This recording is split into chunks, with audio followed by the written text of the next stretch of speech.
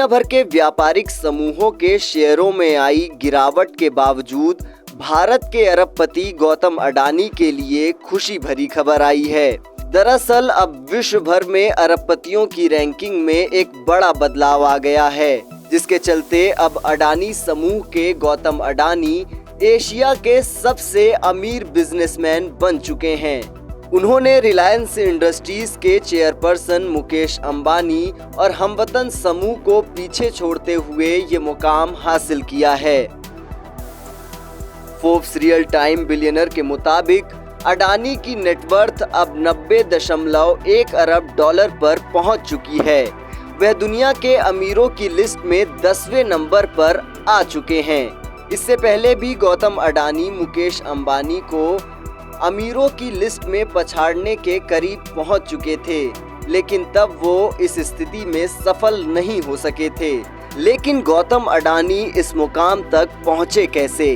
तो बता दें कि साल 2014 के बाद मोदी जी के प्रधानमंत्री बनते ही गौतम अडानी का सारा कारोबार नए सिरे से उभरने लगा। सभी सरकारी विभाग उनका ही हुक्म बजाने लगे। पर्यावरण मंत्रालय ने प्राकृतिक संसाधनों की खुली लूट की अनुमति दे दी। इसके बाद गौतम अडानी देश के सभी कानूनों से केवल ऊपर ही नहीं उठ गए, बल्कि हर एक कानून उनके मुनाफे को ध्यान में रखकर बनाया जाने लगा। उन्हें कोयला चाहिए था, उसकी खानें राष्ट्रीय उद्यान के बीच उन्हें सौंपी गई। उन्हें पेट्रोलियम का कारोबार करना था, तो ONGC and oil India limited उनकी मदद करते रहे। विदेशों में कारोबार करने की स्वीकृति मिनटों में गौतम अडानी को मिल जाती है। सरकार ने हवाई अड्डों की सौगात उन्हें दी और पर्यावरण का विनाश कर बनाए गए गुजरात के मुद्रा पोर्ट के मालिक भी अडानी हैं।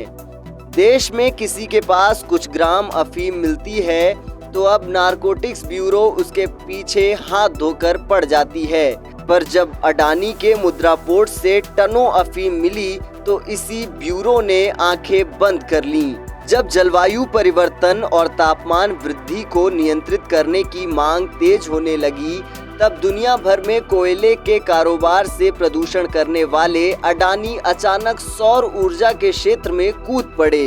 यह कोई पर्यावरण को लेकर हृदय परिवर्तन नहीं हुआ था, बल्कि इससे होने वाले अकूत मुनाफे का आकलन था।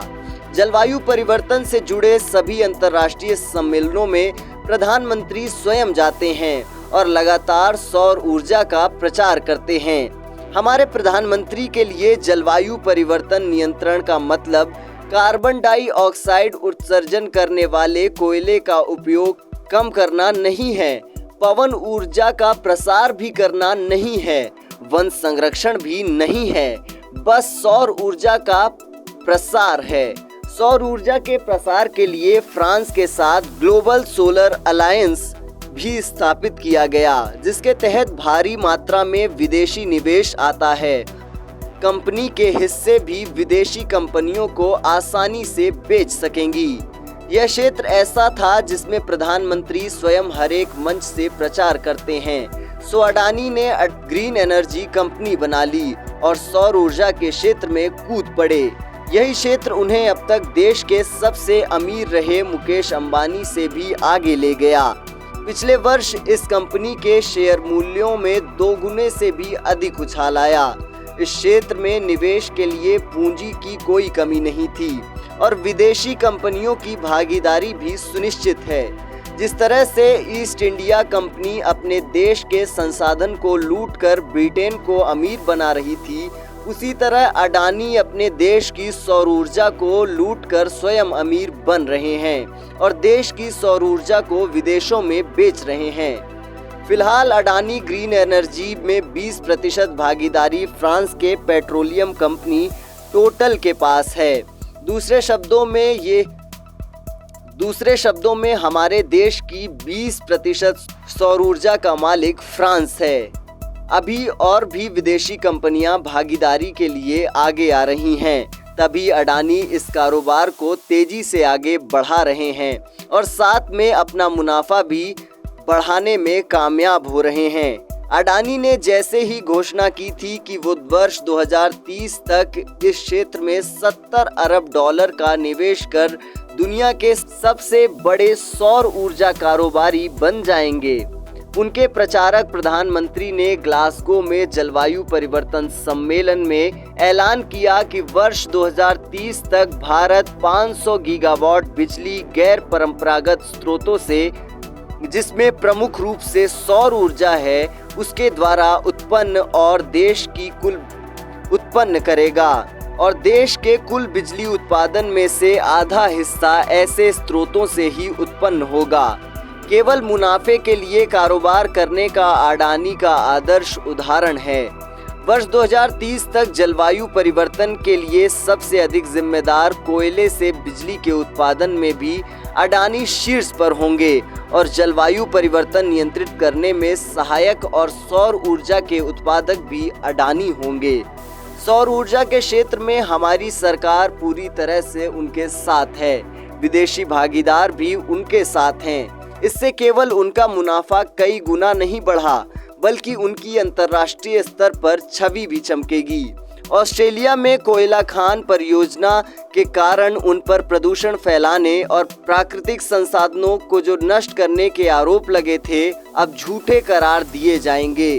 गुजरात में मुद्रा पोर्ट और SEZ बनाने के समय सागर तट को बर्बाद करने और मैंग्रोव जंगलों को नष्ट करने के जो आरोप लगे थे, वो सभी आरोप भुला दिए जाएंगे और वे पर्यावरण संरक्षण के मसीहा के तौर पर जाने जाएंगे। अडानी पर मानवाधिकार हनन के आरोप भी भुला दिए जाएंगे। नरसंहार करने वाली लोकतांत्रिक सरकार का तख्तापलट करने वाली म्यांमार की सेना के लिए अडानी की कंपनी म्यांमार में पोर्ट का विकास कर रही है और दूसरी तरफ ऑस्ट्रेलिया में कोयला खदान परियोजना के विरोधियों और उनके परिवारों की जासूसी प्राइवेट जासूसों से करवाई जा रही है और उन्हें खुलेआम धमकियां भी दी जा रही हैं। सबसे बड़ा सवाल यह है कि देश के सौर ऊर्जा क्षेत्र, समुद्री बंदरगाह, हवाई अड्डों और दूसरे इंफ्रास्ट्रक्चर परियोजनाओं को केवल एक मुनाफाखोर कारोबारी के हवाले सरकार क्यों कर रही है और इतना मुनाफा अडानी को कमाने क्यों दिया जा रहा है।